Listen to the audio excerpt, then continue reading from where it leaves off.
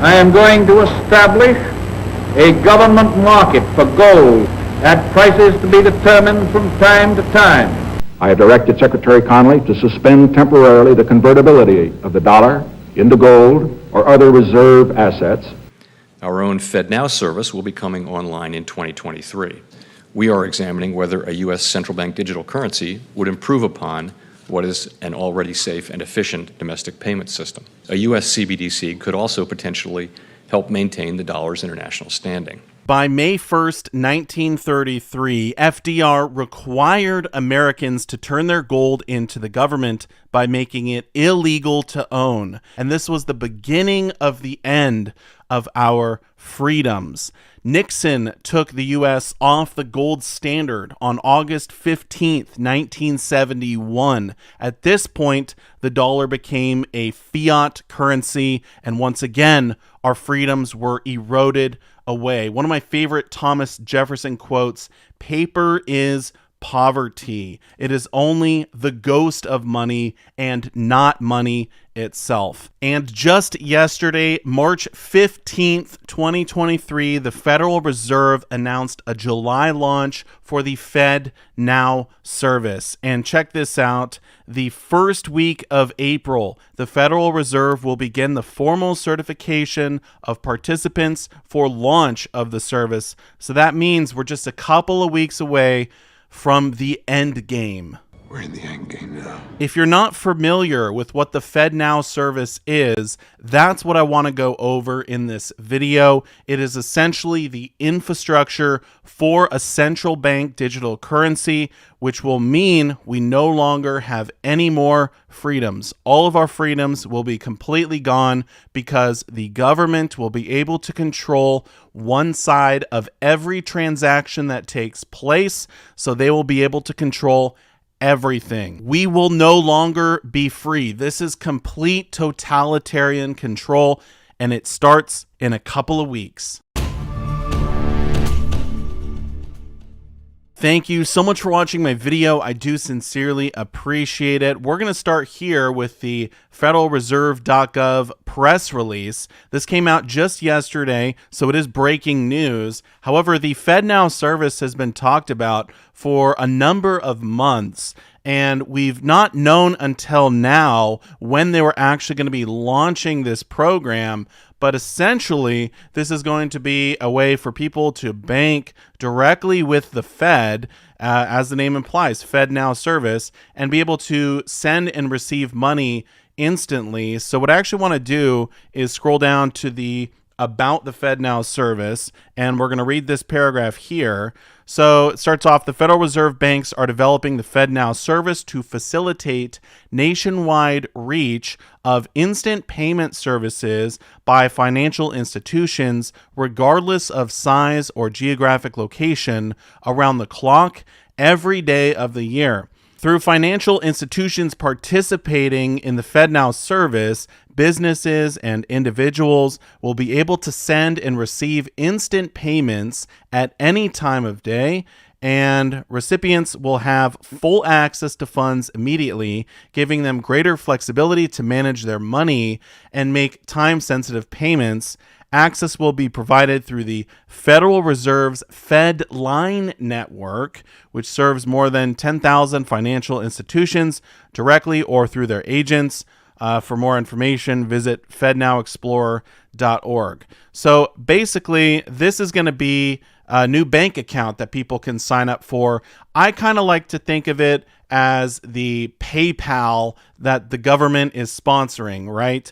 And this in itself is not a central bank digital currency. However, for a central bank digital currency to work, something like this is going to need to be in place.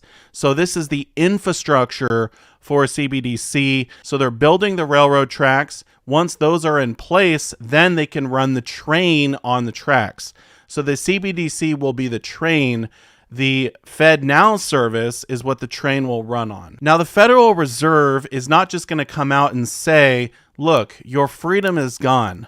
we're here, we're taking over, you had a good run, but now we are in control. They're not going to say that. They're going to do this in layers, right? And this is the first layer. It's the first step for them being able to take over and get complete control.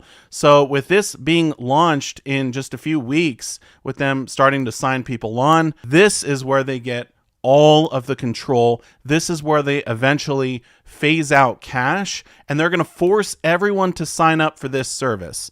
So when it launches, I'm not going to sign up for it. You're probably not going to sign up for it. Most people are not going to want to participate in this pilot program.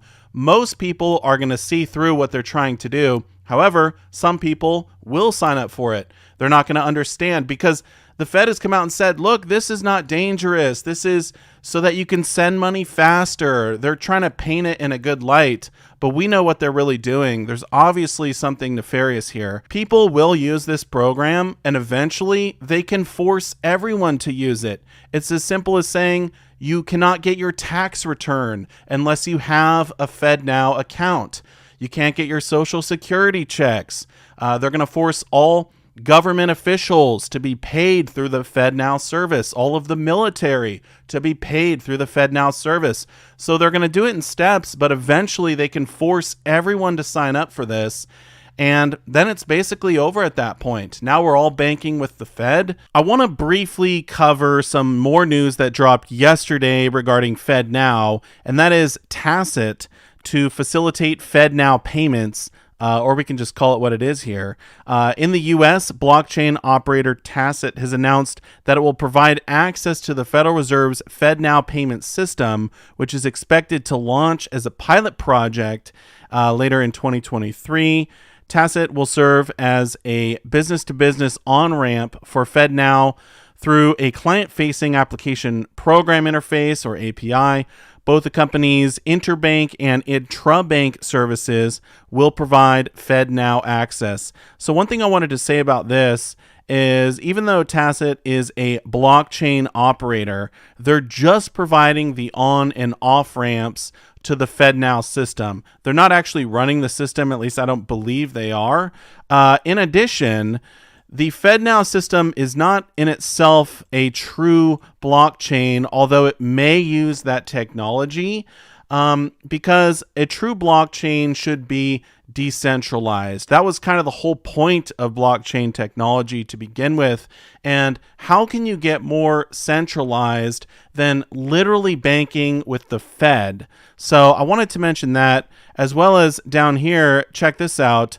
Tacit has signed on 6 banks to participate in the trial, but those plans will need to be adjusted, as one of the banks was Signature Bank, which was recently taken over by the government. As we know, that bank failed a few days ago, and so, yeah, they're going to have to figure out how to work around that. And the last part of the article here, while the Federal Reserve is moving forward with its Fednow development, there are also pilot programs currently underway testing the feasibility of creating a digital dollar, which could potentially be issued directly to U.S. residents by the Fed through the Fednow system if they opt to integrate it with blockchain technology. So there you go. I mean, that's basically hook, line, and sinker. This is the path for the Fed to essentially roll out a CBDC. This is step 1, and it's just a couple of weeks away. So we're kind of living in a crazy time right now where everything is changing so fast. I think we're all going to blink, and then it'll be too late. It'll be over. They will have complete control, and there's nothing we can do to stop it. So like I said before, they're going to start rolling this out in layers, and the Fednow service is just the first layer, or step 1. It's the infrastructure. It's the backbone of what will eventually be the CBDC that we're all forced to use. And I wonder, with those banks failing last week, if that was just a coincidence or if it's part of a bigger plan. Because remember, it was the Fed who are the ones that actually raised rates, which crushed the banks. They caused the banks to fail. And now they're coming out with this Fednow service, which seems like a light at the end of the tunnel, but it's really the devil in disguise. So I wonder if there's something bigger going on here, if they're sort of orchestrating all of this. It certainly seems that way to me. Now, if all of this worries you, and if you want to retain anonymity, if you want to retain your freedom, then you can transfer some of your wealth out of the system we currently use. And we have this fiat currency system, which is slowly transitioning into a digital system. But you can take some of your wealth, you can buy physical gold and physical silver because those are real money, and you'll still be able to make transactions outside of the system that everyone else uses, and you will still have your freedom. So I've recently purchased a large amount of physical gold and silver. I've been stacking it over the last 5 years. And even if the central bank digital currency gets rolled out tomorrow, I know a lot of my wealth is already outside of that system. So I know that I'm protected. I'm still going to have freedom.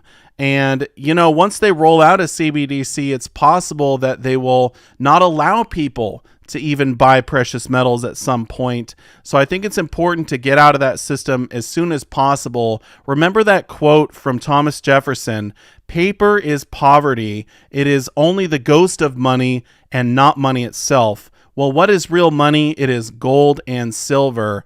Paper is the ghost of money, but a central bank digital currency is not even paper. It's a ghost of a ghost. So it's literally nothing. So if you want to protect yourself, I say buy some physical gold, buy some physical silver. Now, I am curious what your thoughts are on the Fednow service. Feel free to leave those down below in the comment section. I want to say a massive thank you so much for watching, and I will see you all in my next one. Silver Dragons out.